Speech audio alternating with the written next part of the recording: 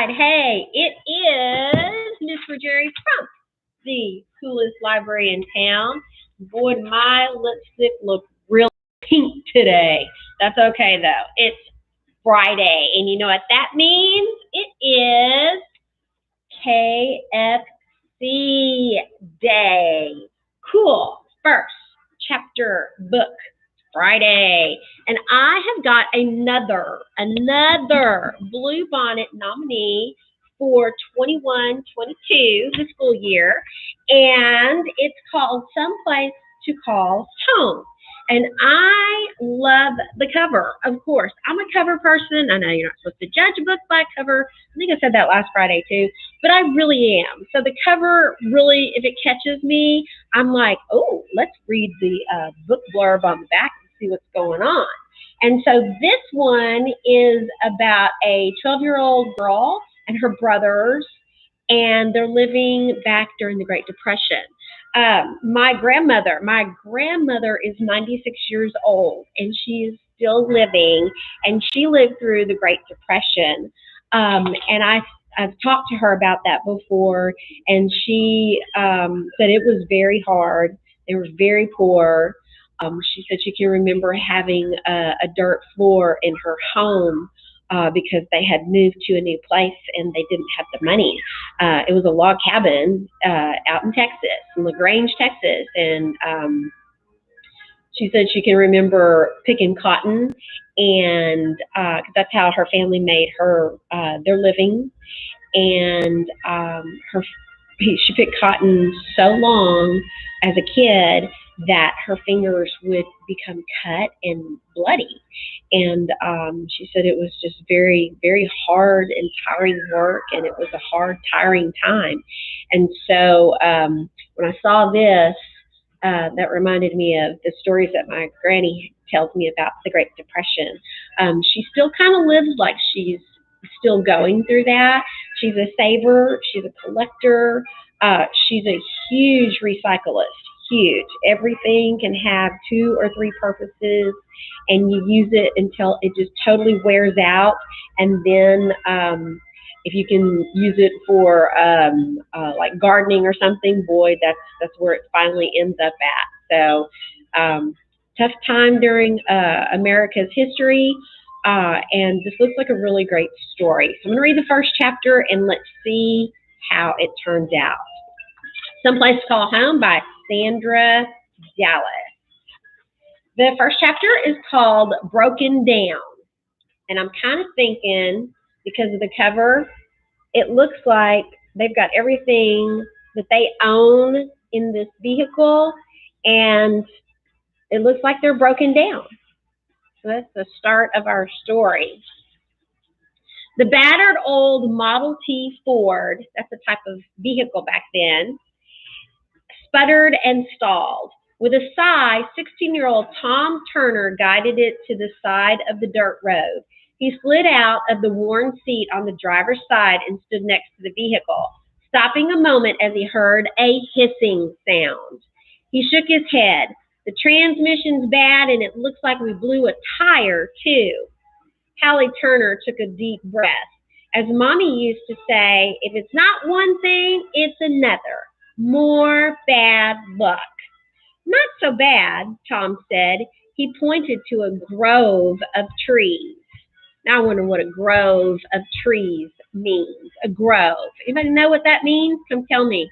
And I got a treat for you if you can figure out using your context skills as to what a grove of trees might mean. If we have to break down, at least we found a nice shady spot. Continuing to read, you might figure it out using those context clues what a grove of trees is. Hallie glanced around. She said to the little boy on the seat beside her, "Look, Benny, there's a stream." Benny brightened up. "I like water," he said. He slid over the seat, jumping out of the driver's side. He'd been sitting between Hallie and Tom. "Careful, Benny," Hallie called. She watched her little brother run toward the water. "Don't worry, it looks like there's not but a trickle of water in it," Tom told her. "Well, that's good. You know how he is with water. He could drown in a tin cup. Hallie opened the passenger door of the Tin Lizzie and got out. She looked around. It was indeed a pretty spot, the trees, the stream, and a patch of yellow dandelions nodding in the sun. She stretched and dug her bare toes into the dirt. She looked at her dress, which was covered with dust that had blown in through the open window. The car, too, was covered with grime. The whole world, except for this little spot, seemed to be dirty. When the dust had gotten too bad, Hallie had rolled up the car windows and stuffed rags where they didn't quite close. That didn't stop the dirt from blowing in. She had to wipe the inside of the car very clean. I guess if the cars broke down, we'll be staying for a spell, she said. She grasped the handle of the door to close it and quickly removed her hand.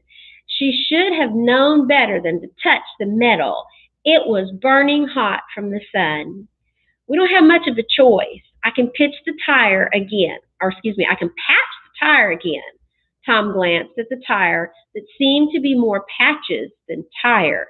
But we'll have to replace the transmission. How much money do we have left?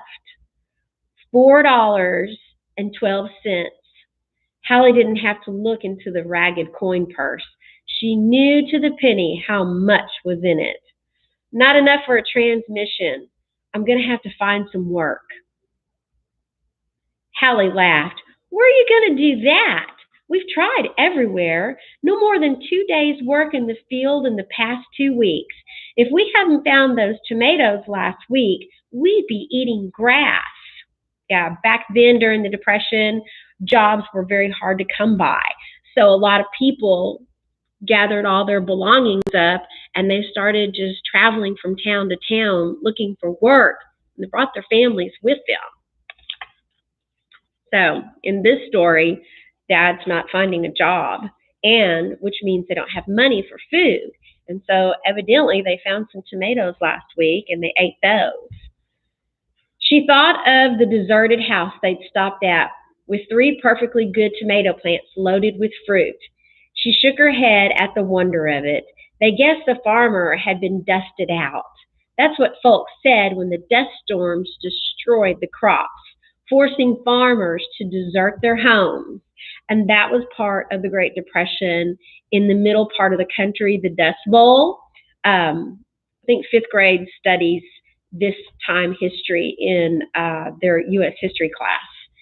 So, and we've got books on the Dust Bowl and the Great Depression in here too, if you're interested in that time of history.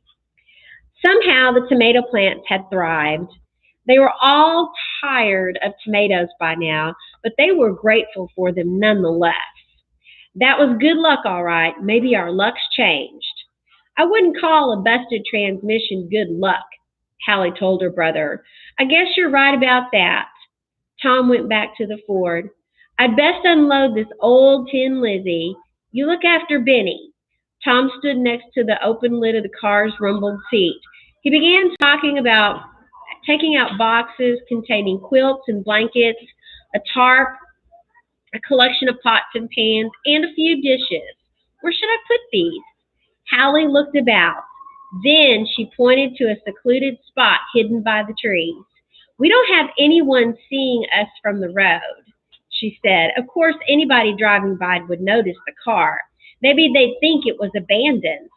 The flivver was that old and dilapidated.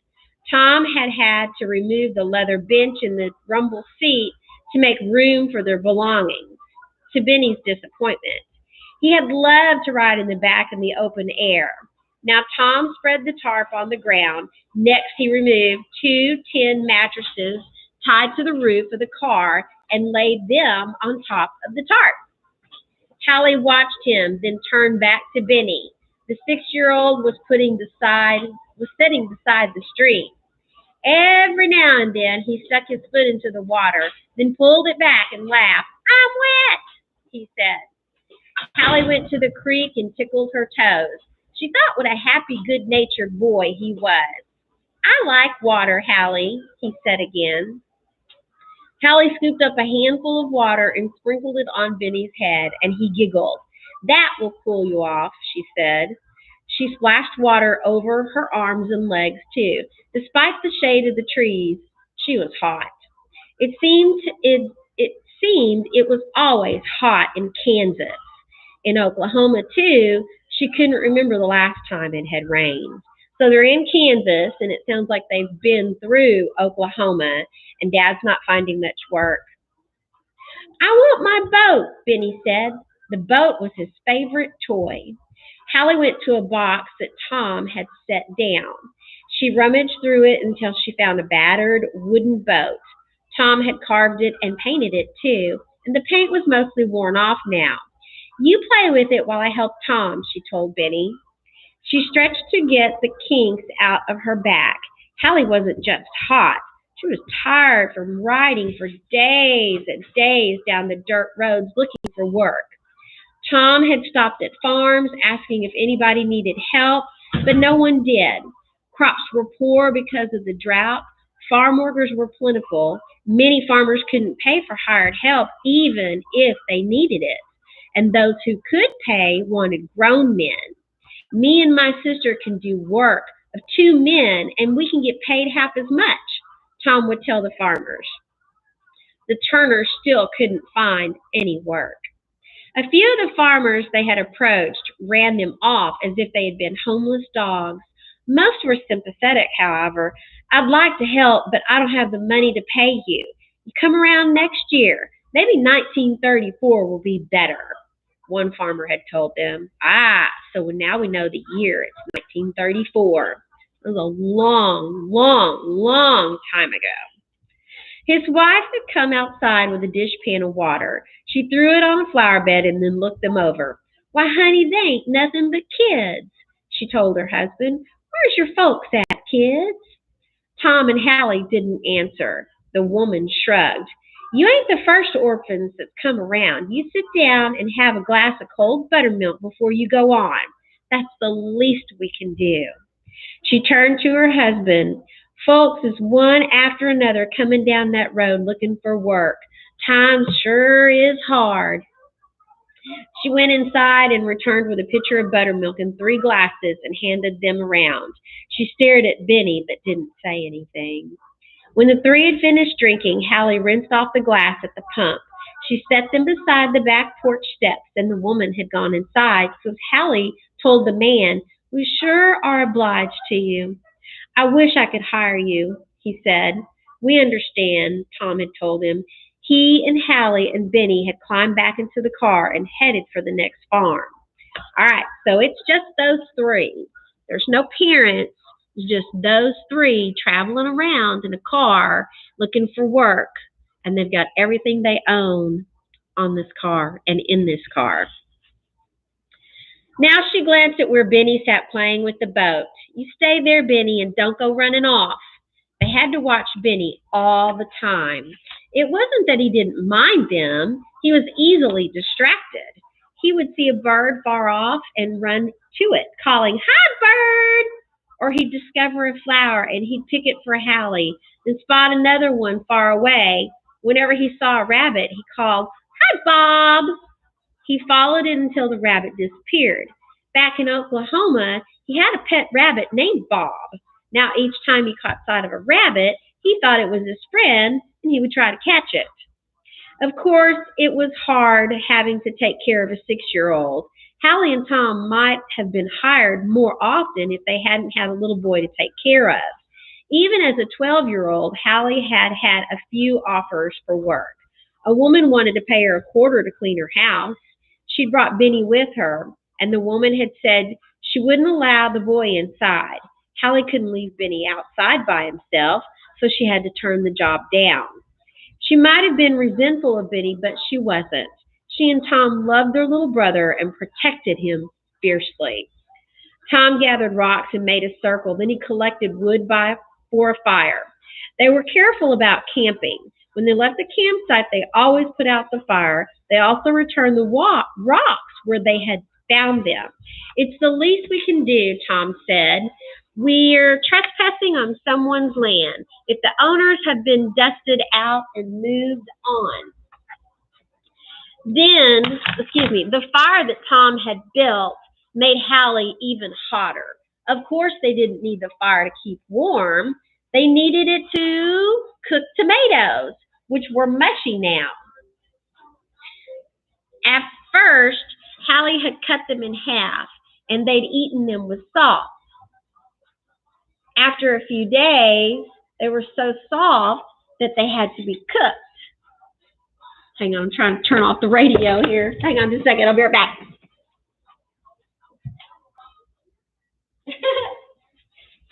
Oops, sorry, I can hear that music playing in the background. Okay, so after a while, the tomatoes had become mushy and they had to cook them. Well, how about tomato soup tonight for supper? She called to Benny.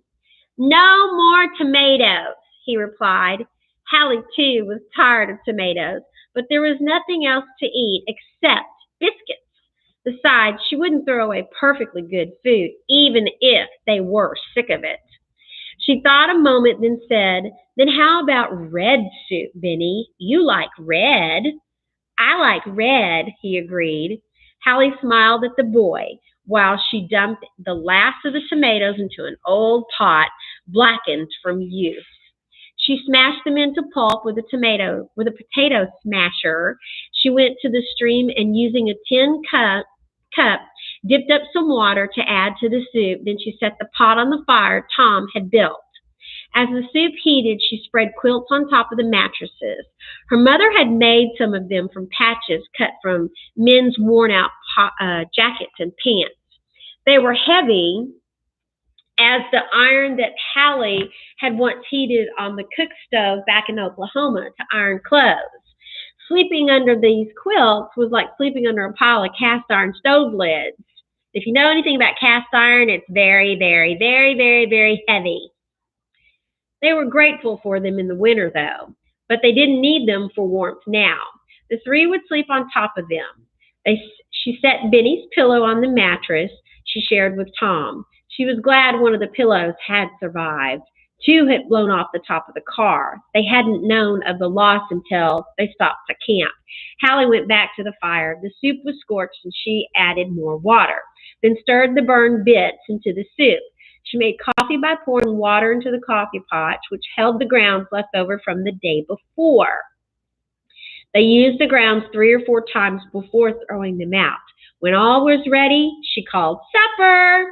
Can you imagine eating very ripe tomato watered down soup and coffee that had no flavor because they had used the coffee grounds for 3 or 4 times for 3 or 4 pots of coffee, and that's what you had to eat? See what I mean about they're using things over and over and over until they can't be used anymore? That was what my granny said that she used to have to do as well. You used everything many, many times before you finally got rid of it. Oh boy, red soup, said Tom, who had heard the exchange between his sister and brother. Oh boy, Benny repeated as he watched Hallie pour the soup into his tin cup. He put the cup to his mouth to drink it, but Hallie handed him a spoon. We use a spoon for soup. We have to mind our manners, even if we're camping, she said, and we have to give thanks. Okay, Benny told her. He bowed his head while Hallie said grace. Then he ate the soup quickly and said, Good red soup. Tom and Hallie smiled at each other over the little boy's head. It is good red soup, Tom said. More, Benny said. That's all there is. Hallie handed Benny a biscuit. He took it and stood up and went back to his boat. That's it? Tom asked. Hallie knew he wanted more too. He was hungry. He was always hungry, and so was she. That's the last of the tomatoes, she said. From now on, it's back to beans and pancakes. Tom nodded. There must be a town down the road. I'll walk there tomorrow and see if I can find a job. You stay here with Benny. Maybe we can get work at a filling station. That's a gas station. Maybe somebody needs a car fixed. Tom knew everything about cars. That was why he knew about the transmission needing to be replaced, and he nursed it along for days. Maybe, he said, or maybe not, Hallie thought. She tried to be upbeat with her brothers, But at heart, she was worried. It wasn't fair, the fix they were in. They'd had the worst luck ever. She felt discouraged sometimes until she realized that others had worse luck than them. It wasn't just the dust storms, with farms drying up and blowing away. There was also the depression. Thousands of men all over the country were out of work. Hallie and Tom had driven through Oklahoma City and Kansas City and Topeka and had seen folks in bread lines waiting for free government food. Should we stop and join them? Tom asked. After all, they did need food. Hallie wouldn't let him join the line. There are others who are much more needier than us, she told him. Tom had nodded and driven on. They had had a meager supper that night. Since then, they had had many suppers like that. Hallie hated their situation, but it didn't do any good to complain. She went to the stream to wash the dishes, then played with Benny in his boat. Tom replaced the rocks that slid down from the bank into the water and cleaned out the dead wood that clogged the campsite. Later, Tom joined his brother and sister. I've been looking around. There's an old cabin over yonder, and it looks like nobody's lived in it for a long time. We're going to be here a while. Maybe we could move in there. Hallie shook her head. It doesn't belong to us. We'd leave it better than we found it. I was just thinking. It wouldn't be right, Tom. Her brother nodded. Although Hallie was 4 years younger than Tom, she was putting her foot down. He didn't oppose her. Her final argument was always, it wouldn't be right. Instead, he said, maybe I should put up the tent.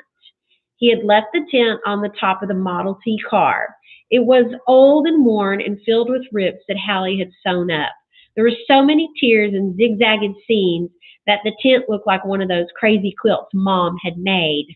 Why? Hallie asked. It's too hot to sleep in the tent. We'll have to be here for days. What if it rains? Rains? If it rains, we'll all stand outside and praise the Lord. When was the last time you saw rain, Tom? Let's see. Tom tilted his head thinking. It was in 1929.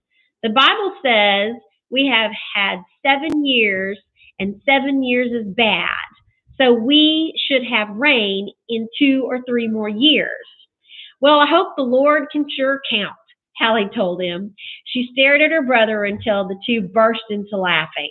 She felt good finding something funny to laugh about. It was dusk now, and Benny lay down on one of the quilts.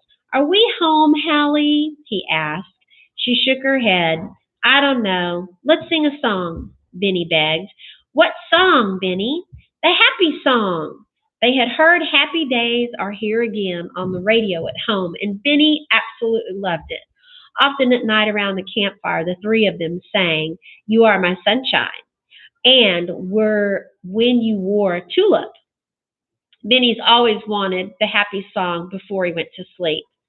Hallie began singing the words, and Tom joined her, pretending he was strumming a guitar. Benny chimed in, making up the words as he went along. Suddenly, Tom stopped, and Hallie looked at him. Then she realized her brother was staring at something behind her. She turned and saw a man walking through the black trees toward them, and a shotgun was in his arms. Uh-oh. Chapter 2 is called We're Not Squatters. All right, Chapter 1 has got me hooked. So I'm wondering who this man is coming around through the clearing there. Is he the owner of that house? Is he protecting his property?